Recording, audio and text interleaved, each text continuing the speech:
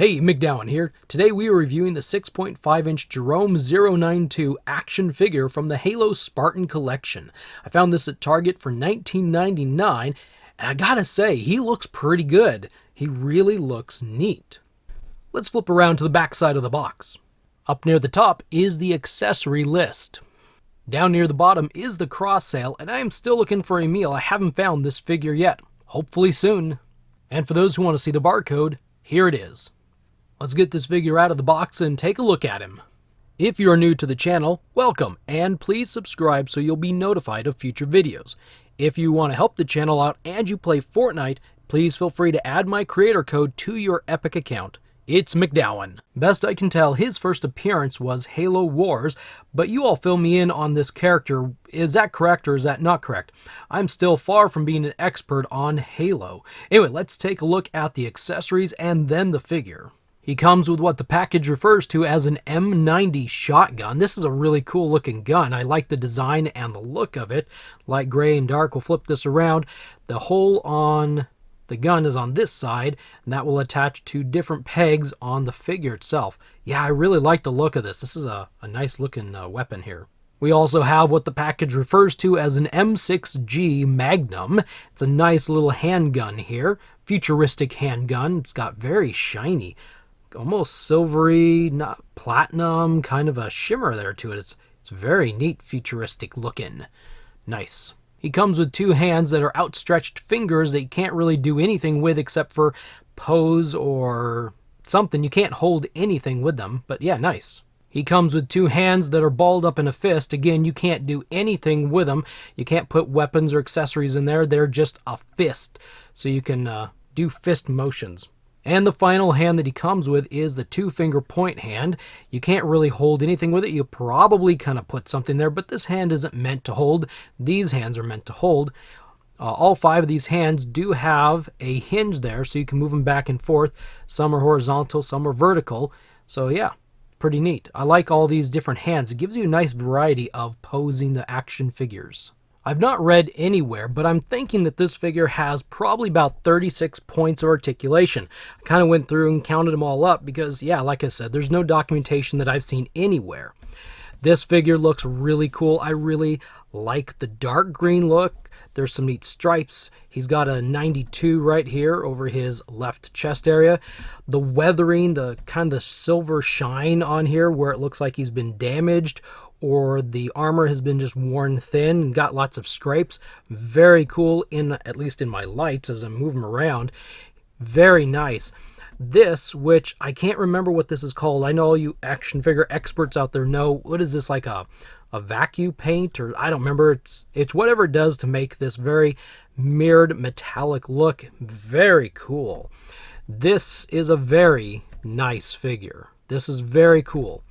And let's do a quick little look of the articulation here. We've got the head that rotates all the way around and looks up and down. The arms rotate all the way around, have the hinge. There is a butterfly right there. Doesn't do a whole lot, but it does a tiny bit. The bicep has a rotation, double pin at the arm. The wrist rotates and has a hinge. Same on this left side, the right side. His torso doesn't actually move a whole lot. There's a lot of stuff in here. He's very tight up here.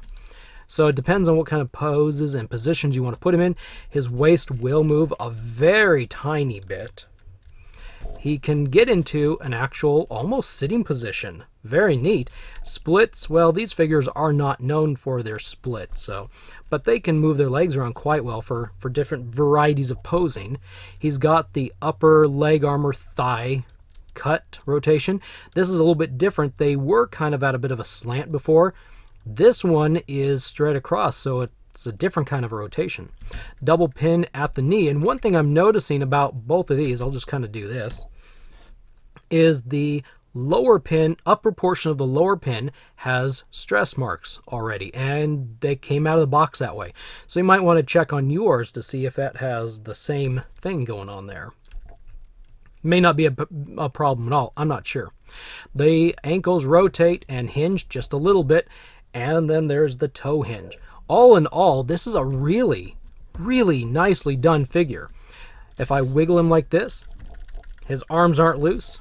If I do this, his legs really aren't loose. And he definitely doesn't have a loose problem up here in the torso. You can get him to stand. You can get him to pose. You can get him to do some really cool things. The ankles are probably the weakest point so far here. They kind of bend around, but you can get him. You can put him in the pose that you really want to if you really work on it a little bit. I think they've stepped up their game big time with these figures. I think these are great. I think this is now a 2 for 2 because I haven't opened up the other ones yet. I think we did it. Well, we didn't do it, but I think Jazwares did it, and I think we all made it. As I was pointing out, I think Wave 2 was going to be better, and I was right. I mean, it showed up to be correct. Wave 2 fixed a lot of problems, and even the last release of Wave 1 started fixing those problems. So this is now becoming a very excellent line. If you like Halo and you like these figures, I think you're in for a real treat going forward. This is definitely one of the better figures of the line, I would say. The colors, the articulation, the tightness. Let me know if you have any different kind of problems than I do, but these are really neat. We'll flip him around to the back and take a quick peek here.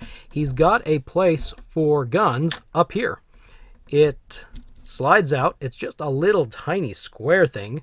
You can flip it around and tuck it back in, and then he's got the peg hole. Well, let's put the gun the correct way. Now, actually, okay, good. The last figure I looked at, if I remember correctly, the guns didn't actually fit on the pegs very well. There was a difference in size. This one seems to work quite well, and you can put his guns on his back like that. Same with his legs. He's got these little spots that you can pull out, flip them around, tuck them back on, and then there's a peg for the gun, like that. Now, it's a possibility that when you pull the gun off, well, actually, this whole thing might come off. That might be the case. That might happen here and there. But if you're not handling these figures, if you're mostly posing them, it's going to work out great. Same thing on the left side. It pops out, flips around. Then you've got a peg sticking out over there. And, yep, see, just like that, that part came off, and that's okay. That's all right. Compared to everything that there could be problems with, that's not a big deal, I don't think. It's not really the way that you attach a shotgun or a gun to a leg, but you could if you wanted to. And see, that'll come off. That's all right. Just pull this thing off, tuck it back on. No big deal. You could do some really cool posing. You could put something like this over here, bend him down, get him on his knees, and then that could be like something you aim. I'm never good at posing in the middle of a video. Do something like that. Yeah, that looks stupid, doesn't it? I'm noticing these little black things keep falling off. I think as I move his joints around, there's little bits of plastic that pop off, and you'll probably come across that as well. So, all right, so I think this is a really good looking figure. I think you should get him. Well, I shouldn't say that. I'm not actually like promoting him necessarily. I'm just talking about the figure and thinking how cool he looks. But I would say of all the Halo figures that we've gotten, this guy is probably one of the better figures, probably if not the best that I've seen so far. And so they've really upped their game. They're doing some awesome stuff now. This is going to come out to be a really nice set of figures, I think. Okay, so I want to see what he looks like geared up. The handgun doesn't fit in his hand very well. The fingers won't grip around the whole grip very well, and it's kind of loose. The shotgun fits in quite well. It's like an old G.I. Joe figure. It just slides in there and holds. There's no finger to go into the trigger area. He strikes a really good pose, and I think he looks really nice. The weapons still have the bit of a rubbery problem, so be careful when you slide the guns into the hands. It's really interesting how different hands can add another layer of emotion and purpose towards an action figure. For example, by putting these hands on, it looks like he's now directing traffic with the two pointed fingers this way and a hand held up like, stop, don't go there. Very cool how these hands just change the whole being of an action figure.